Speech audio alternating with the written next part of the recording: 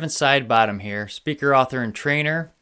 And I go around the country and I teach sales organizations and leadership teams how to use these processes that I have to grow influence with those around them, to get more engagement, drive higher revenues, and become more successful. Today, I want to reach out to you, the team members that have a boss. Typically, everybody has a boss. Even if you're the CEO, you have board members that you have to report to. Okay? So let's talk today about how to build trust with your boss. Isn't that a great topic? All right, let's get into this. So the first thing I always do is recommend, whether it's the first one or two kind of meetings with a boss, or it's your 100th or 150th, be cognizant of the environment you're in with your boss.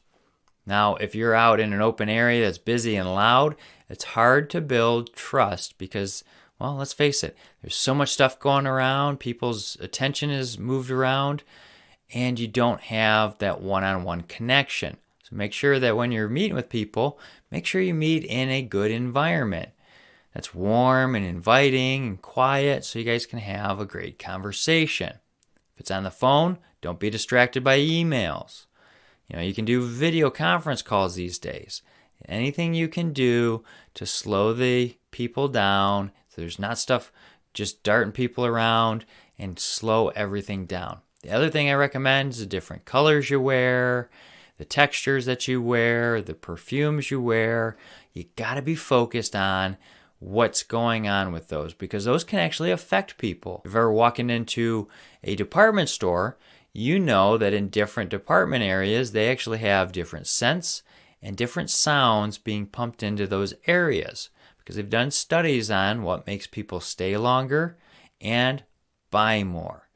Take a tip from them. Understand what people think. And if you have a question, I would say read the book Influence by Robert Cialdini. It's great on how to build influence with people, and with influence, you have to have trust. Okay? Now, we need to be focused on a couple things. First thing is we need to be intentional to learn about those people. Now, when I was in sales, it was always build rapport with somebody by finding something around the room that you could relate to and talk about so you could find common ground. What I found is rapport is actually a little bit deeper than just that superficial level. Rapport means actually constantly learning about people on a daily basis. What's something new you can be intentional to learn about that person every time you interact with them? That's what we need to be focused on. If we're not, well, we're really not going to go any deeper with them and grow any kind of trust. It's just going to be that superficial, boss-subordinate relationship. And if we actually know the person, it helps grow trust. Now, there's 3 questions that everybody asks every time they meet with us. Do I like you? Do I trust you? How can you help me? Okay? We need to be thinking about those questions every time we meet them.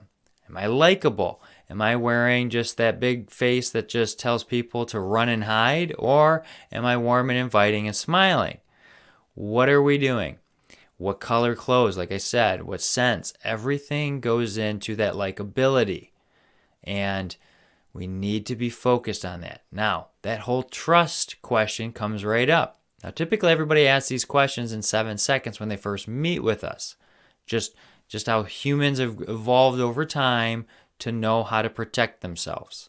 Well, in business and everything else, we need to know that we can trust our teams going into different environments. Now, depending on the environment you're in, you need to have different levels of trust. Say, hey, you're going into a fire to put out a fire with your, sergeant or lieutenant. You got to have really great levels of trust because you're putting each other's lives in each other's hands. When you're in business, you got to have trust, but it's not life-threatening kind of trust. Yeah, you could potentially lose a job, but you're not going to die immediately like you could in a fire if somebody doesn't do something right. We need to understand the environment we're in too and what those trust levels can be.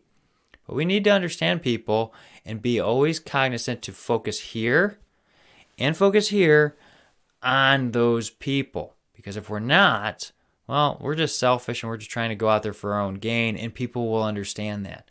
So we need to be focused in. So when it comes to our boss, we need to understand and learn about them. Well, how many kids do they have? Do they have dogs? Where do they live? What do they do? It's kind of like in sales where you have to be constantly learning about people.